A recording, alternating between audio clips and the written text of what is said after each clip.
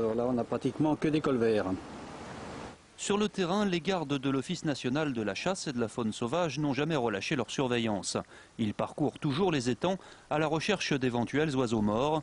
Mais pour l'instant, le risque est officiellement considéré comme négligeable.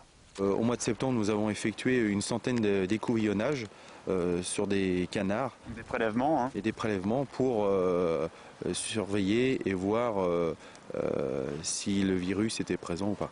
Et alors, résultat? Négatif. Aucun oiseau était contaminé ou était porteur d'un virus de l'influenza aviaire. Le H5N1 semble donc avoir disparu de la Dombes comme il y était venu. Plus aucun cas relevé depuis 2006. Cette année-là, on avait récupéré 39 oiseaux sauvages morts du virus.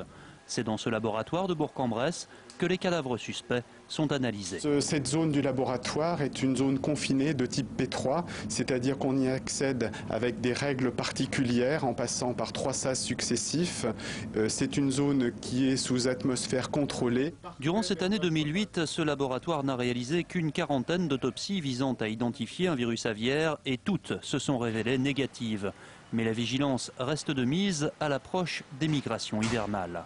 Alors on sait que le virus est toujours présent dans les zones nord-européennes, dans les zones des lacs russes par exemple, où le virus est susceptible de se conserver et à partir duquel la faune sauvage est toujours susceptible de se contaminer.